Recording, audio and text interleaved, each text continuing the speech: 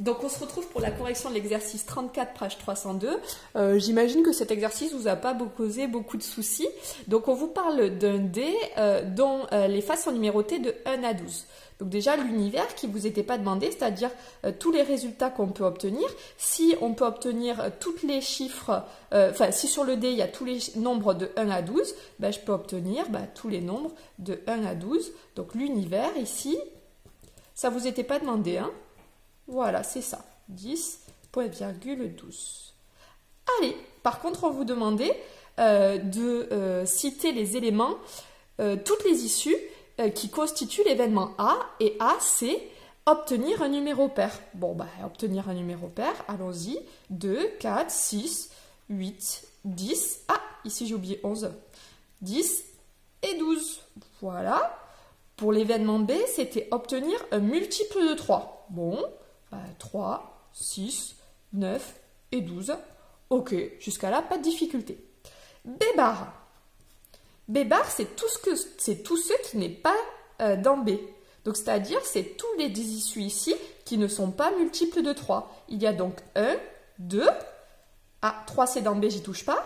4, 5, 6 c'est dans B. 7, 8, 9 c'est dans B.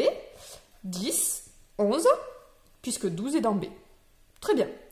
Maintenant ici, A inter B. Donc le but c'est de trouver les éléments qui sont à la fois dans A et dans B. Donc si je m'occupe, je vais prendre les éléments de B, puisqu'il y en a moins, et je vais regarder s'ils sont aussi dans A. 3, est-ce que c'est dans A? Non. 6, oui, on le retrouve sur les deux. Parfait. 9, est-ce qu'il est dans A? Non. Et 12, oui, je le retrouve dans les deux. Il n'y a donc que 2 éléments. Ici, de toute façon, j'ai pris que ceux de B, parce que si je veux être dans A et dans B, il faut absolument que je sois dans B. Vous pouviez aussi utiliser les phrases. On vous disait que A, c'était un nombre pair, et B, c'était un multiple de 3. Il fallait donc être un nombre pair et un multiple de 3. Il n'y avait que 2 solutions, 6 et 12. A union B maintenant, c'est tous ceux qui sont dans A et dans B. Donc, dans A ou dans B. 1, il est ni dans A ni dans B. Donc, il n'est pas dans A union B. 2, il y est parce qu'il est dans A. 3, il y est parce qu'il est dans B. 4 est dans A. 5, ni en A ni en B. Je ne le mets pas. 6, il est dans les deux.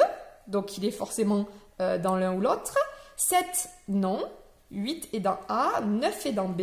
10 est dans A. 11 n'y est pas. Et 12 qui est dans A et dans B. Donc, forcément, quand on est dans A et B, on est forcément aussi dans A ou B. Et enfin, on vous demandait A bar inter B. Alors moi, pour faire A bar inter B, j'ai tout simplement commencé par écrire ce que c'était A bar. Je trouvais ça plus facile. Donc A bar, c'est tous ceux qui ne sont pas dans A. C'est aussi les impairs entre 1 et 12. Donc 1, 3, 5, 7, 9 et 11. Voici A bar. Donc maintenant, A bar et B, je vais prendre les événements de B comme tout à l'heure, puisqu'il n'y en a pas beaucoup, il n'y en a que 4, les issues de B, et je regarde si on est dans A bar et dans B. Donc 3, oui, il y est, je le vois ici. Donc il est là. 6, non. 9, oui. Hop. Et 12, non. Voici donc A bar inter B, constitué seulement des issues 3 et 9.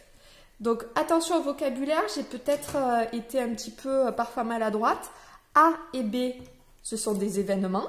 A bar, B, A union B, A inter B, tout ça, ce sont des événements.